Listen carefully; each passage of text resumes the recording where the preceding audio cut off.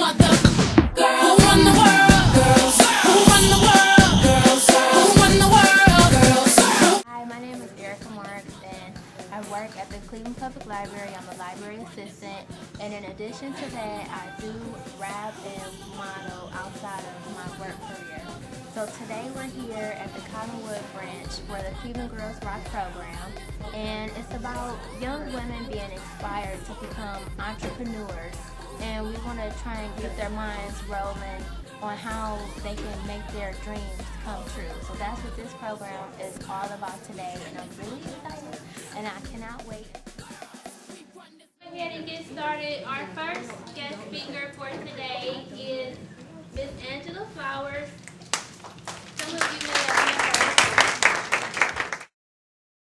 My name is Angela Flowers, and I'm a business owner and entrepreneur. I own Making a Difference Consulting, which focuses on working with young children and families and inspiring girls to live out their dreams. Children and Family Therapeutic Solutions is a counseling agency, and we do mental health counseling for children and families, as well as Double O Promotions, a music promotion company that's based out of Cleveland.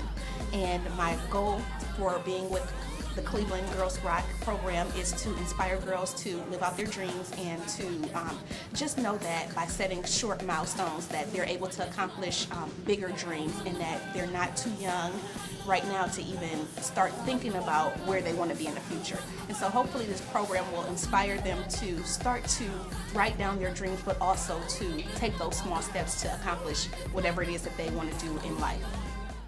I am a graduate of Collinwood High School, class of 1998. When I was at Collinwood, I was the class valedictorian. I had a 4.7 GPA, so I got a full ride to college. I went to John Carroll University and majored in psychology. However, my first choice of my major, I went to school to be a doctor, but didn't turn out that way. So my plans when I was a teenager, like you guys, was to go to med school, become a pediatrician, and eventually a surgeon. But life happened. My dreams and goals changed. Kind of dibbled and dabbled in a couple different majors in college. I ended up getting a psychology degree, and then I went to graduate school at Case Western Reserve University, and got my master's in social administration and social work.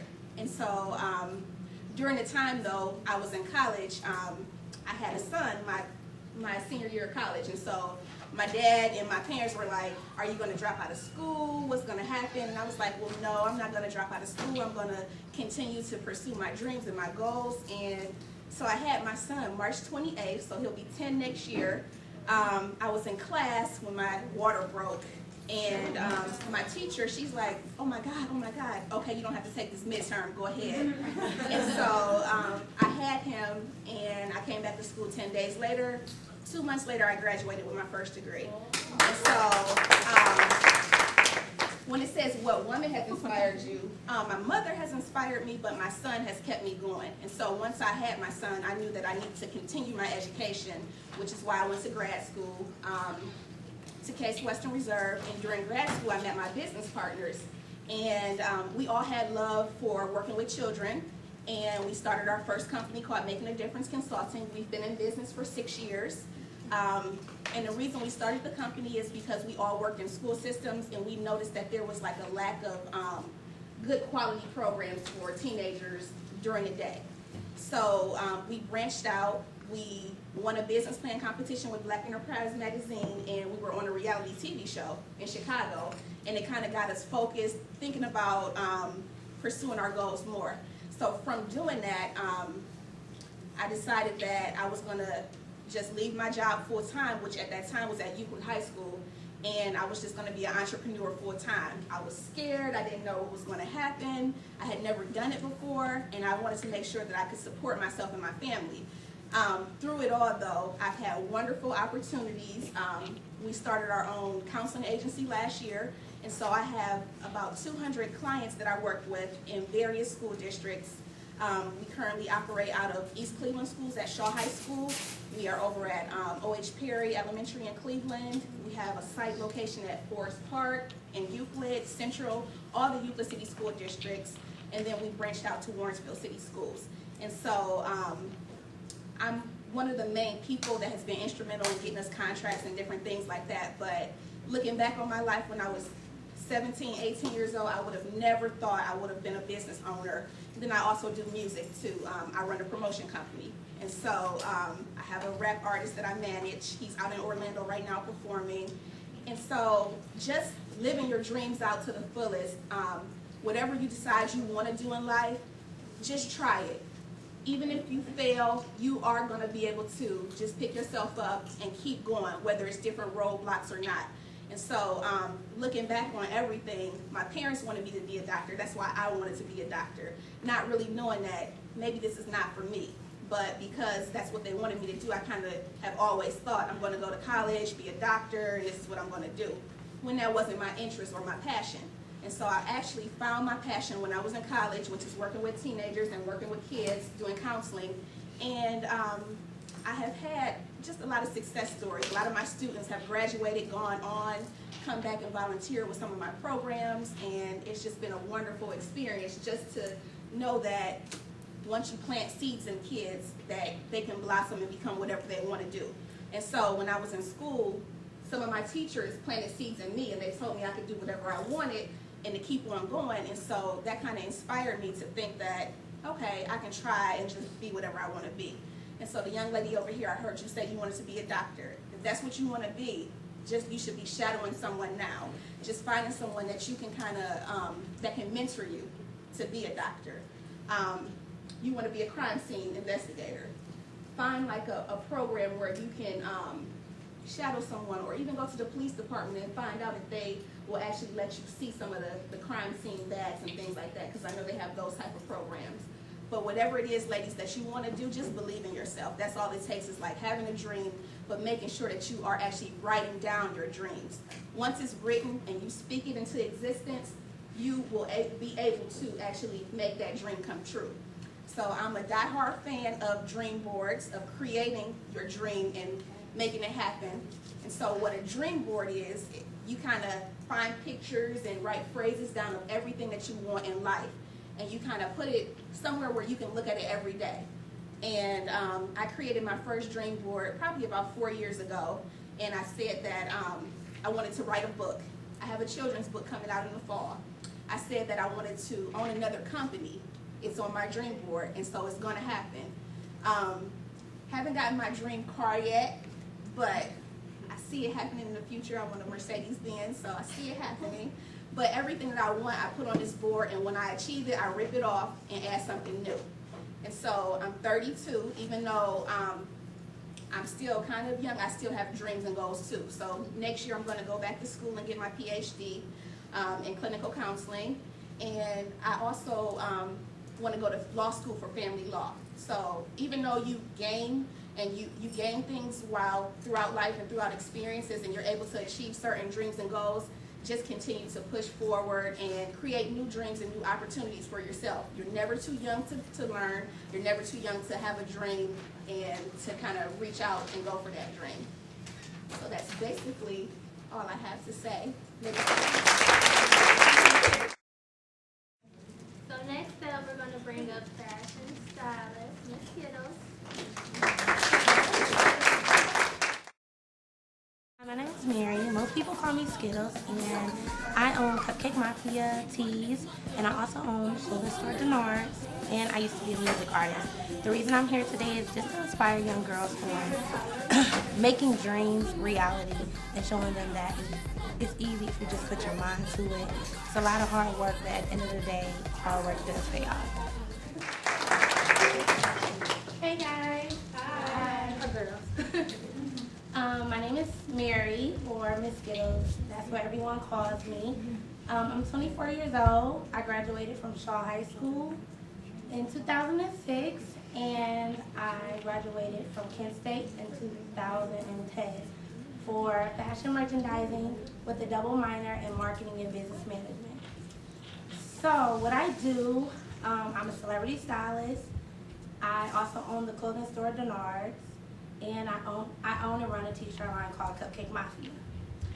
So to explain pretty much how I got started, first of all, everyone like Angela, she had a good parenting system that pushed her to go forward. In my situation, I didn't. My family did not get me at all. They're like, she's weird, she dressed weird, her hair is weird, how did she get in our family?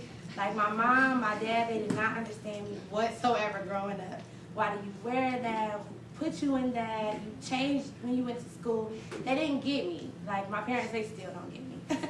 So that actually pushed me to go further and further. Like, okay, it's cool, y'all don't get me now, but you will get me later.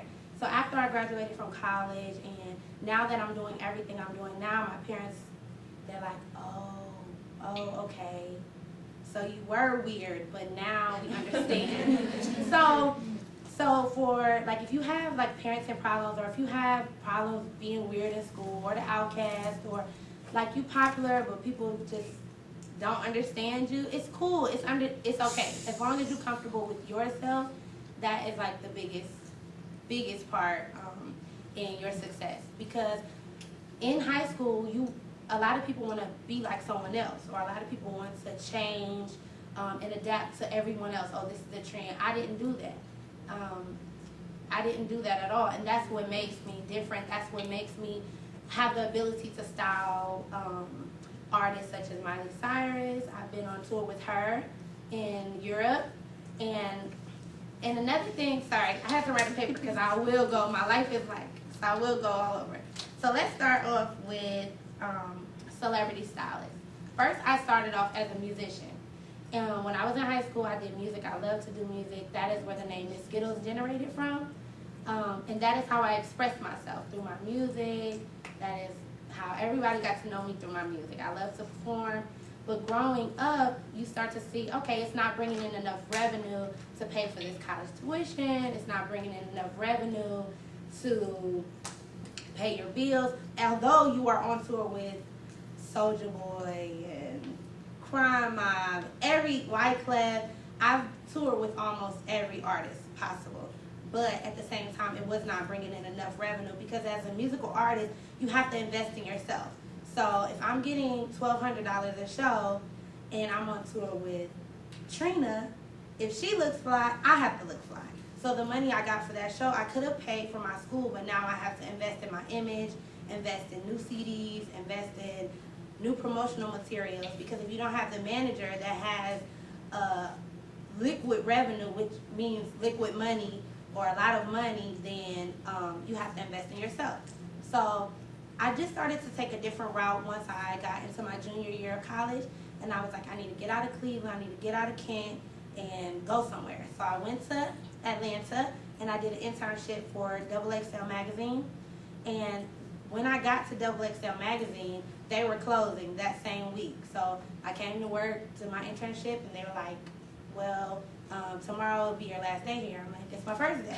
They're like, yeah, we're closing. I'm like, I moved all the way down to Atlanta for this internship, going to a school I know nothing about, living by myself, and you guys are closing. Even though I met some great people there, they referred me to another magazine. I ended up interning at Vibe Magazine. They had too many interns, so they moved me to another magazine, which was Ozone Magazine. Ozone Magazine was a really popular magazine in Atlanta, and it was smaller than XXL and Vibe, but I learned so much from them because they didn't have any interns. So they allowed me to go to all the video shoots. They allowed me to style all the fashion edits in the magazine and do all the fashion stuff. Like if it was a video, if I needed to pull from a showroom, which is when you go to like the Gucci showroom. Say Rick Ross is having a video shoot and he needs 5 pair of Gucci jeans. You are hired as the stylist to go to the Gucci showroom, and then these clothes are rented out, not to you, but to Rick Ross management. So like I just pick up the clothing, make sure it gets to him, and I sign for them. So this is clothing that has never been seen, it's not in the store, it's just like in a showroom. So I got to experience all that as an intern. I didn't know what I was doing, but in this industry, for anyone that wants to be in fashion or music, you have to fake it until you make it. If somebody walks up to you and says, oh my goodness, you're so fashionable. My very first client outside of my internship was Lloyd. I was at his video shoot with my friend. My friend was in the video, and they was like, you are so fashionable. Do you style? I'm like, yeah. They like, how long have you been styling? I'm 3 years. They're like, really? Oh my goodness, we need a stylist. Lloyd is going on tour in Europe. I was like, okay, what do you need me to do? And they was like, well, these are the showrooms I need you to go to. So then he's like, this is the key and this is our credit card. Signed the contract with them. They paid me for it. I walked out the door like, like freaking out, calling my dad like, Dad, I don't know what to do. I just got a job. So you really have to fake it till you make it, because if you act like you don't know anything, then they will always treat you like you don't know anything. So from then, from living in Atlanta, I had planned with Kent State, and every school is called a study abroad program. So I just chose to go to a study abroad program in the United States, not outside of the country. So I went to Atlanta for 8 months, and then I went to New York for 6 months. So that they already planned what school I was going to go to and where I was going to live. So when I went to Atlanta, I already knew where I was going to live. I already knew what school I was going to. And then the same thing for New York. I got a job at a store called Topshop, and my very first day of work, me and my friend was joking around. I got out, was about to get on the elevator. We were singing Party in the USA, just clowning around. And the elevator opened and Miley Cyrus was standing there. And I was so nervous, like probably so nervous. And she was like, you guys look cute, come with me. And I was like, can we come? I'm not going to get fired. Like, are we coming? And she was like, yeah, come on. So at the end of the day, we end up styling her for that day. She has a stylist already. But we end up, when I say styling, we went and picked the clothes out, put them on a rack, and then her stylist chooses from those clothes which she wants. So I end up getting a good relationship with her publicist.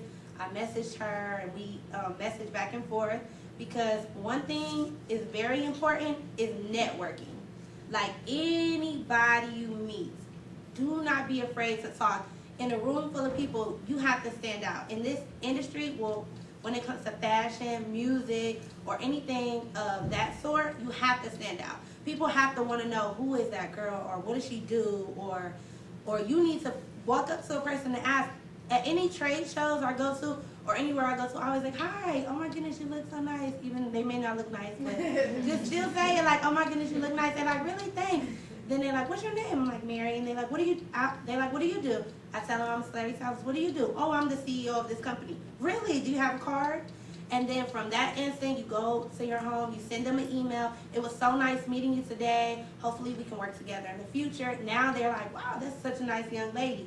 And when they need a stylist, they will remember you from that day they met you and you sent them that email. So it's really, really about networking. I've been called, I've had gigs booked, or clients booked that I met those people 4 years ago. They're like, hey, are you still styling them yet? Like, yeah, who are you? And they're like, remember we met? I'm like, no. But what is it, regarding? And that, from that time, that client gets booked. So working at Topshop was the biggest, huge experience. It really got me to understand that there is more to styling than just going to a showroom, grabbing some clothes for artists, and then getting it on them. A lot of artists get so much stuff for free. Like Miley Cyrus came and she at least got $10,000 worth of clothing from our store for free. She bought some stuff, but she gets so much for free because just her seeing it on her, they're like, oh, that's from Topshop. Oh, like 15,000 people run to that store just to get that shirt that she had on. I also worked for Tom Cruise's wife, Katie Holmes, and that was a freelance job. And when I say, like, the paparazzi is serious, they don't play. I've got smushed in between cars, like them trying to get a picture, and I had to, like, quit working for her. Even though the pay was good, I didn't want to put my life in risk, because a lot of celebrities, which I know you guys probably go, like, on Mediatek now, TMZ, right? Y'all be on them? Okay, so what pictures you think that the paparazzi is just capturing, they're actually not capturing the picture. Like the artist is in the, say if I'm like Rihanna, I'm in the car, I'm texting my publicist, hey, I'm headed to Madison Avenue to the Gucci store. So she sends out an e-blast to the paparazzi, which is like usually one group of people that are hired. Like if I have a paparazzi agency, I hire all of you guys to work for me. So she sends an e-blast to that agency. The agency sends it to each paparazzi person. Now there's a whole crowd around the Gucci store. So it's not like they just captured her or they just found her. It's more like it was planned. She knows how her hair is gonna look in the picture. She knows what she's gonna be doing. It creates a media effect. See, a lot of people don't know that until I got smushed. And then, because I thought it was off, I thought it was, you know, real, like, oh my goodness, they caught her, you know, no. They like be posing, I'm walking, like, it's so much. But the fashion industry is definitely about networking. So after I went on tour with Miley Cyrus, it was my last week of college, and my aunt had met Miley Cyrus publicist Marie in Phoenix. So my aunt, she's a networker like me, talked to her, was like, oh, you manage Miley Cyrus? Somehow they mentioned, oh, I have a niece in New York, her name is Skittles. She's like, really? I know her, da da da da. They started talking. My aunt had a guy friend that lived in Nice, France, that she wanted to go see. So they planned it to where I could assist Miley throughout her whole tour while my aunt went and networked with her friends or whatever. So the last week of college, I didn't have no money. It's my last week of college. I didn't have no money. I didn't know. I got a call. She was like, we're going to Europe. I'm like, for how long? For 31 days. Who's going to buy my flight? I don't know. Everything is paid for except your flight. Our hotel, our villas, everything was paid for. We just had to pay for our flight. We just had to pay for, our round trip flight. That was it. And then if we wanted to do any shopping. I'm still like, my flight at that time was $1,700. My first week, I haven't even graduated from college yet. So I just started sending out texts to my family like, don't give me any money, don't give me anything. I mean, don't buy me anything for graduation, just give me money. So it finally added up to my flight. I was good. Got to Italy. Our first event we did, the promoter walked up to me and handed me an envelope. So after 5 events, her publicist doesn't always go to every event because she's so busy trying to like capture what's going on in the media. So someone says like Miley, they call Miley smoking. She has to hurry up and email. No, it wasn't smoking. It was, I don't know, medicine or something. Like she has to, you know, try to protect her artist. So she never really at the events or the venues. So I had like 5 envelopes, and then I called her and I was like, hey, I have these envelopes for you guys. She was like, oh no, that's for you. I was like, what? And she was like, so basically a major artist, like if you're Britney Spears, you can, and a promoter wants to book you for a tour, you can tell them whatever you want. You can tell them I need 5 white monkeys sitting on a red couch in a gym and all red bubble gums in a jar. Like you can tell them whatever they want, whatever you want them to have. That's your criteria for them to book you, and they have to provide it in order for you to come. So basically, what they did, they added me to her writer. They added me as an assistant stylist. I didn't do nothing in Europe, honestly. I didn't do nothing. Just helped her very little, but most of the stuff she didn't even go to because I don't know. It's just artists. She ended up canceling. So when I got home, now remember, I went there with almost $300. Cash, which in euros is like $150. It's not much at all. What can I buy? And I'm a shopaholic? Nothing. So I was budgeting. So when I first got those envelopes, it ended up being 2,500 euros, which is like $1,800, which after 30 days is a nice sum of money. So when I came home, my dad picked me up from the airport. I'm like, take me to the Range Rover dealership, Dad. He's like, why? I'm like, just take me. So we get there, I'm trying to sign, whatever. He's like, what are you doing? I'm like, I'm buying a car. He's like, what? What? Just like pull me outside, just start smacking me around. Like, you need to focus. Like, you haven't paid for college. You haven't paid for anything. What do you want to do? I'm like, oh, I want to own a clothing store. He was like, well, you need to find someone that can teach you how to run a clothing store or either buy a clothing store and start get it up. Like, you're trying to buy a Range Rover? Like, really? I was like, oh, yeah. Okay, cool. So I ended up meeting my partner, who his store was about to close. Like it wasn't about to close, but he needed help. We partnered up, and that's how I became part owner of Denards. So from there, I started a t-shirt line called Cupcake Mafia, and Cupcake Mafia is a women empowerment line. We make sweet and dope and amazing teas. So we make t-shirts. And 20% of our overall proceeds go to breast cancer. we created a foundation called Save the Cupcakes Foundation, like Save Your Cupcakes. So this is like one of our shirts. It says, to all my haters and doubters, thank you. So from my experience of the entertainment industry, it hasn't really been hard to get the t-shirt line up and running because I know stars like Free Stuff and I know like stars like Cute Stuff. So I contact an artist that I've used to work with, like Krayshawn or Honey Cocaine or Tiana Taylor, or who else have we had? Emily from Love and Hip Hop. We've contacted all of those people and they're either like, oh yeah, we'll definitely support. So once they wear it, then they send a tweet out supporting Cupcake Mafia. Then now we have a nice customer base that is supporting our line. So this is like, that's cute. so that's like our mascot shirt. This is the one that Young Money's new artist, the girl Honey Cocaine, she just wore this one in her new video. So, so from my experience of being a celebrity stylist, it hasn't been hard getting our products onto celebrities because that's at the end of the day what makes a brand is who's representing it, who's wearing it, is it cute, is it not cute, what's the quality of the fabric. So that is what I focus on. So we have a showroom here on 40th and Payne, and we work with a lot of different girls, models, interns, Cupcake Mafia reps that go out and we promote. We do events like we just did the Rick Ross concert, Drake. We did, somebody help me out here. Hype vs. Hood game we have coming up on Saturday. What is it? The Juicy J concert, the Kent State Fashion Show. Yeah, so we do all events just to reach out to other girls and tell them like, hey, we can all unite through Cupcake Mafia. And we're all doing this for a cause. Like even though you're wearing it and it's cute, 20% of the proceeds is going to breast cancer. So we try to do a lot of breast cancer races and a lot of breast cancer events. And I think that's pretty much it.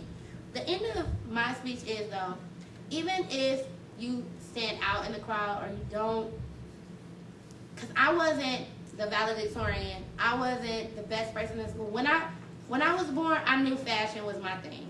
I couldn't see myself being a doctor. I couldn't play basketball. I couldn't do nothing else. I think what I was raised and what I was born and what God put me on this earth for is to do fashion and to do music. But so right now, my main client is the OMG Girls. So everything the OMG Girls is wearing, I put them in. Yep, T.I.'s daughters.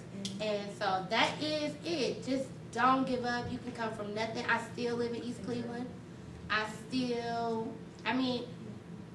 When people think of, oh my goodness, you're around these celebrities, like, yeah, but I don't live with them. I still am in Cleveland. I'm still grinding to grow a business that I started on my own. We run this mother. Yeah. Girls, we run this mother. Girls, who run the world? Girls, who run the world? Hi, my name is Monique, and I really enjoyed this program because it was very inspirational. Because I'm in the medical field, but I have other dreams before medical. So it gave me, I was second thinking about what I'm gonna do in the future.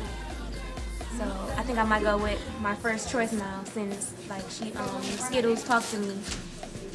I think she's very inspirational. So I'm gonna think about changing my major.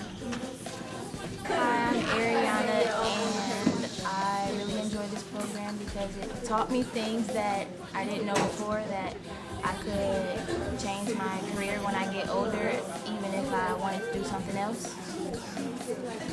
Hi, my name is Jasmine Sagos, and I really enjoyed this program just for the simple fact that I met a young lady named Skittles, and she really inspired me to go to my first dream and be creative like I usually am, and go in the fashion scene.